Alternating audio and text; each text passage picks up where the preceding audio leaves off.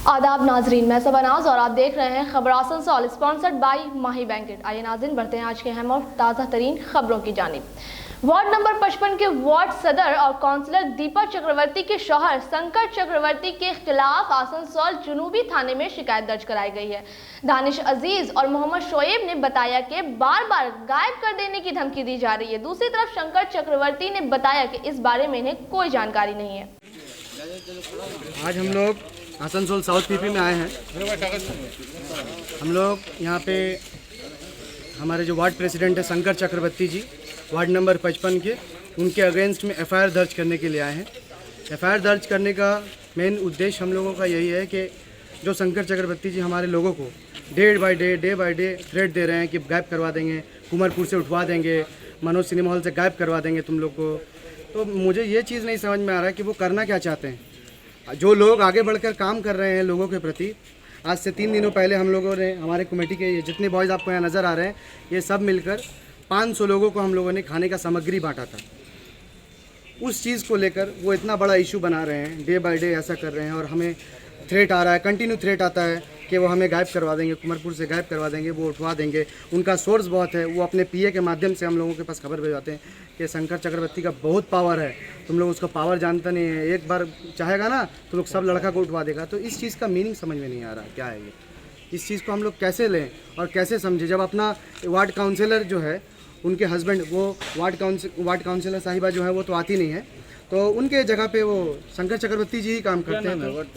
Ward councillor जी का शायद याद नहीं आ रहा, लेकिन 5 साल पहले देखे थे, दीपा चक्रवर्ती नाम है शायद।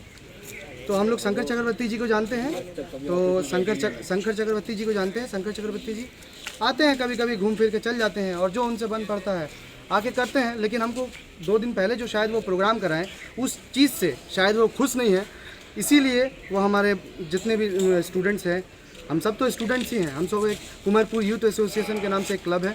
हम लोग कुमारपुर के सरजमीन पे 8 साल से 10 साल से प्रोग्राम करवाते आ रहे हैं। लेकिन हमको ये नहीं समझ में आ रहा कि आए दिन ऐसा क्यों हो रहा है, हमारे साथ ही क्यों हो रहा है, इसका मुख्य उद्देश्य क्या है, उनका फोकस क्या है, उनका एम क्या है, हमको ये नहीं समझ में आ रहा है। आप जो बोले इसका बारे में कुछ ठोस सबूत है आप लोगों के पास? ठोस सबूत क्या, हमारे पास लड़का है जिनको वो बोले हैं, जो लड़का को वो बोले हैं वो ठोस सबूत है हमारे पास। अच्छा, इस शिकायत थाने में के अलावा और पार्टी में क्या? पार्टी में हम लोग करेंगे ना। हमारे माननीय मेयर जो इस वक्त पश्चिम बर्धमान जिला के तृणमूल कांग्रेस के अध्यक्ष हैं, उनको भी हम इस चीज़ का रिपोर्ट करेंगे। हमारे ऑब्जर्वर साहब जो कर्नल दीपांशु चौधरी जी हैं, उनको भी हम लोग इसका रिपोर्ट देंगे। हमारे मंत्री मलय घटक जी हैं, उनको भी हम लोग इस चीज़ का इत्तला करेंगे। अगर ये परिस्थिति रहा तो हमारे साथ तो आए दिन एक सृष्टि तैयार होते होते, हमारे साथ प्रॉब्लम क्रिएट होते होते एक ऐसे जगह पे पहुंच जाएंगे जहां परेशानी से मुक्तिला रहेंगे हम लोग। फिर आगे हम लोग जो समाज का काम कर रहे हैं वो कैसे करेंगे? ये जो आज इतने लड़के काम करते हैं हमारे साथ, इनका जिम्मेदारी कौन लेगा? ये सब बात अगर होगा तो उनके परिवारों के कान में जाएगा, तो ये सब बात कौन करेगा? उसी चीज़ को उद्देश्य लेकर, उसी चीज़ को आइडियोलॉजी बनाकर हम लोग आज यहाँ पे एफआईआर करने आए हैं और अपने सभी लोगों को हम लोग सेफ साइड देखना चाहते हैं। कैफुल मेरा दोस्त है, उससे हंसी मजाक चलते रहता है, तो हंसी मजाक कर रहे थे, तो वही शंकर भाई लेकर हंसी मजाक कर रहे थे।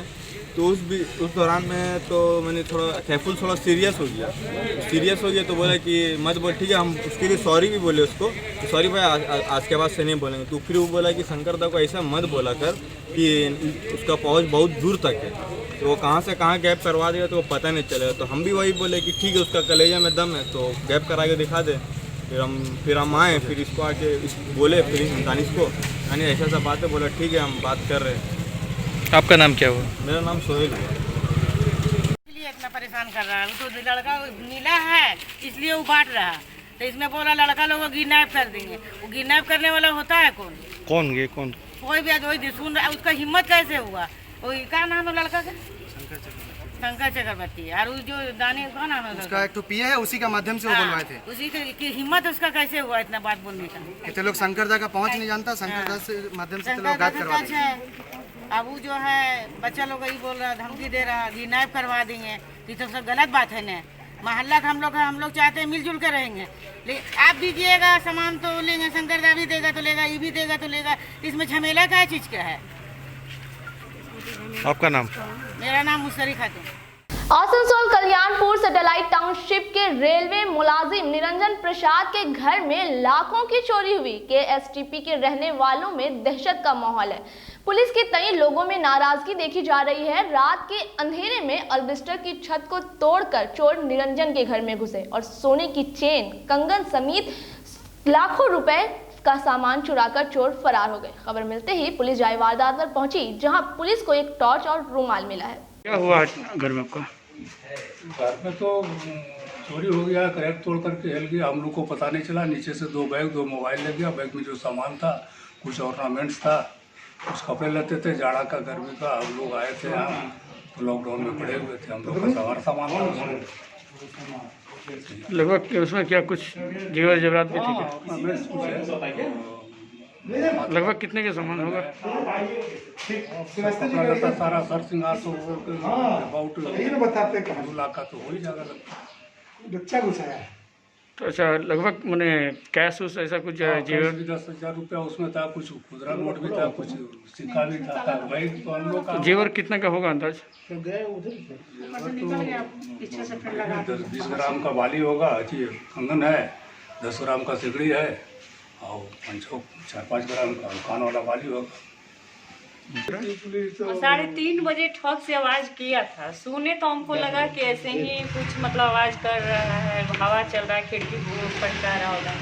उठे तो उसके बाद फिर हम नीचे में ही रह गए, ध्यान नहीं दिए। पता नहीं कब आया, दोनों रूम से बैग लेके गया और पापा का मोबाइल 2 गो था, दोनों मोबाइल लेके चला गया। और उसके बाद फिर मम्मी उठी तो कहीं कि मेरा बैग नहीं है। हम देखे नहीं, बैग उग है। हम 4 बजे झाड़ू लगा रहे थे अंदर, पता नहीं कब ऊपर से ही आया, ऊपर ही चला गया। तो लगभग कितने के सामान था उसमें? ज्वेलरी तो बहुत अच्छा था, चैन था, कंगन था, फिर बाली था, 2 जोड़ा पायल था चांदी का, पैसा 10,000 रुपया था उसमें। तो ये मतलब कैसे हुआ है? मैं ये इस इलाके में होते रहता है, लेकिन मेरे घर में पहला बार हुआ था। पीछे पूजा के टाइम में और पीछे से ही चढ़ा है उधर। उनको यहाँ भी पीछे से आया था, मेरे यहाँ भी इधर से ही आया। तो पुलिस को खबर दी है क्या? हाँ, पुलिस आया था। वो एक टॉर्च, एक रुमाल छूट गया है उसका, उसको लेके वो गया है।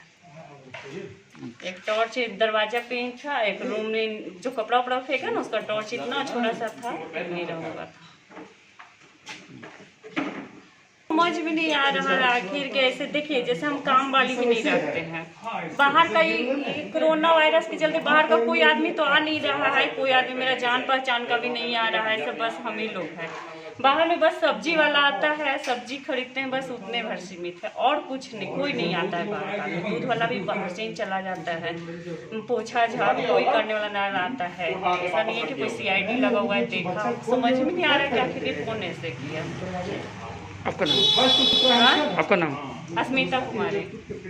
मंगल की शाम से हो रही बारिश की वजह से रानीगंज तिलक रोड के करीब एक काफी पुराने मकान की दीवार जमीन बोस हो गई। 2 लोग बाल बाल बच गए। दीवार के गिरने से बिजली के तार भी टूटकर गिर गए हैं, जिससे राहगीरों के लिए खतरा पैदा हो गया है। एक बड़े से पेड़ का एक बड़ा हिस्सा भी बारिश की वजह कर टूट कर गिर पड़ा। मकामी लोग दीवार का मलबा और पेड़ को वहां से हटाने का मुतालबा कर रहे हैं। क्या लगता है गिरा? एक लाइटिंग हुआ, बहुत जोर कोई चमका, उसके बाद एक आवाज़ हुआ, उसके बाद में ये दीवार गिर गई। गिरने के बाद में हम लोग की लाइन अभी तक नहीं है। ड्रेनेज जो है वह पानी, काफ़ी पानी हुआ, उसके वजह से काफ़ी ऊपर से रोड से पानी बहा। हमारे घर की नली भी जाम हो गई है। यह मकान कम से कम 150 साल पुराना मकान है जी। हाँ, इसके साथ तो इलेक्ट्रिक के जो सप्लाई की जो तार थे वो भी गिर गए हैं और अभी लोड शेडिंग है। खाली भाग्य से स्ट्रीट लाइट है और हमारे घर की लाइन भी नहीं है। और यह काफ़ी पुराना मकान है। मेरा म्यूनिसिपैलिटी से अनुरोध है कि कल इसको जल्द से जल्द नली ठीक कराएं और इलेक्ट्रिक सप्लाई आके अपने इलेक्ट्रिक को बहाल करने की चेष्टा करें। दुर्घटना का आदमी दुर्घटना तो घटी जाती है। आदमी भी थे, जहाँ तक हमें मालूम है कि 2 आदमी रोड में थे, लेकिन इतनी बारिश हो रही थी उसके वजह से आदमी नहीं थे जो आज बच गए। काफ़ी बड़े बड़े पत्थर आप देख रहे होंगे कि यहाँ पर पड़े हुए हैं। रानीगंज के बगदार नगर में वाक़ एक निजी स्टील कारखाने के इंतजामिया ने अगले ऑर्डर तक कारखाने को बंद करने का नोटिस दे दिया है। इसके 3 असबाब बताए गए हैं। पहला ये है कि कारखाने के फर्नीस को गलत मंशा से बंद करना, दूसरा बेतवज्जही की वजह से एक बड़ी मोटर में आई तकनीकी खराबी, और तीसरा मजदूरों के जरिया इंतजामिया को बगैर बताए काम बंद कर देना। वाज़ेह हो कि पेशगोई के मुतालबे पर मंगल के रोज कारखाने के सामने मजदूरों की जानिब से एहतजाज का मुजाहरा किया गया था। दूसरे ही दिन कारखाने को गैर मुअय्यना मुद्दत के लिए बंद कर दिया गया। फिलहाल कारखाने में सिर्फ 40 मजदूर हैं, बकिया 20 मजदूरों को लॉकडाउन की वजह कर काम पर नहीं रखा गया।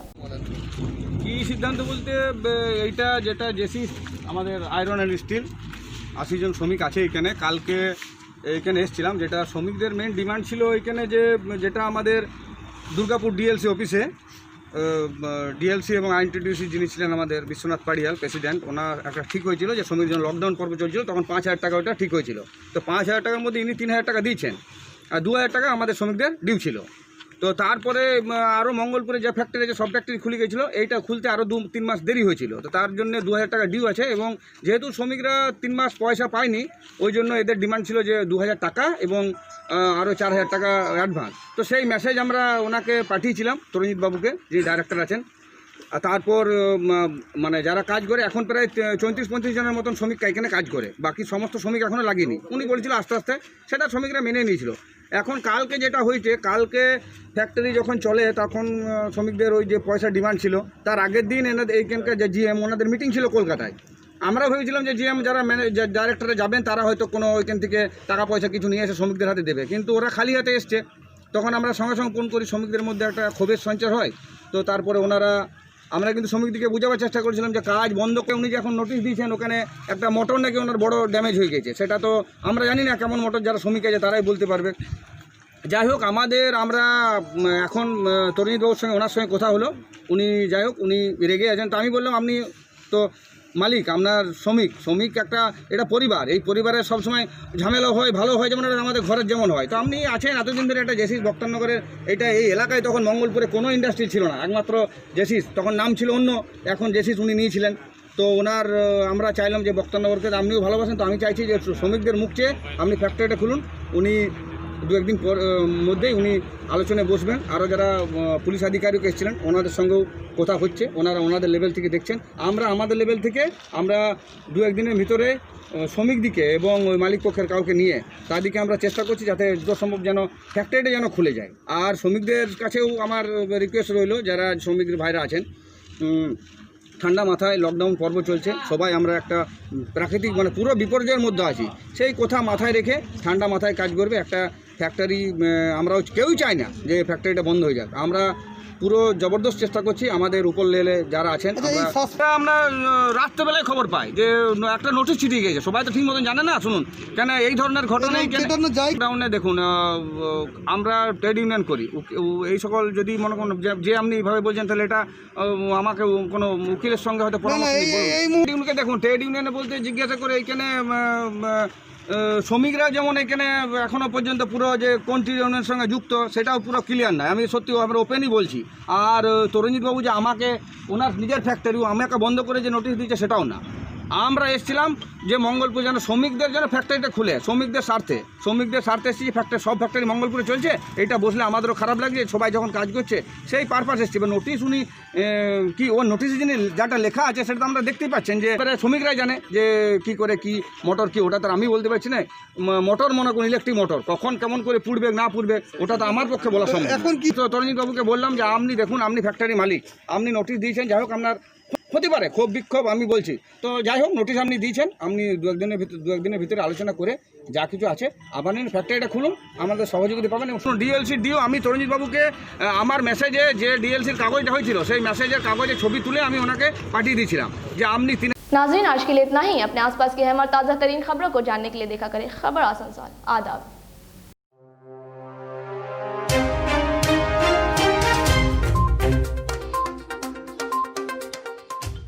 आसनसोल नगर निगम के तत्वाधान में मिशन निर्मल बांग्ला को सफल बनाएं। हमारी प्रतिज्ञा, हमारा गर्व। एक बात सभी याद रखें, कचरा जहाँ तहाँ ना फेंके। कौन सा कचरा कहाँ डालना है अच्छी तरह से समझना है। स्वयं जागरूक हो, औरों को भी जागरूक करें। रिड्यूस, रीयूज और रिसाइकिल प्रक्रिया को अपनाएंगे, सुंदर स्वस्थ आसनसोल बनाएंगे। आसनसोल नगर निगम के ग्रीन और ब्लू बीन का सही इस्तेमाल करें, प्लास्टिक का व्यवहार ना करें और लोगों को भी जागरूक करें। सुंदर परिवेश गढ़े, स्वस्थ रहे। आसनसोल नगर निगम सदैव आपकी सेवा में उपस्थित है। Clean Asansol, green Asansol. Mahi marriage hall इलाके में अपनी तर्ज का वाहिद मैरिज कम कॉन्फ्रेंस हॉल, खूबसूरत lawn area, parking area, AC rooms, multipurpose hall, 24 hour power backup, 24 hour drinking water, chair table की सहूलियात मौजूद है। आज ही बुक करें। हमारा पता है आजाद नगर, इस्माइल, आसनसोल। कांटेक्ट करें 9334098841 87688222128।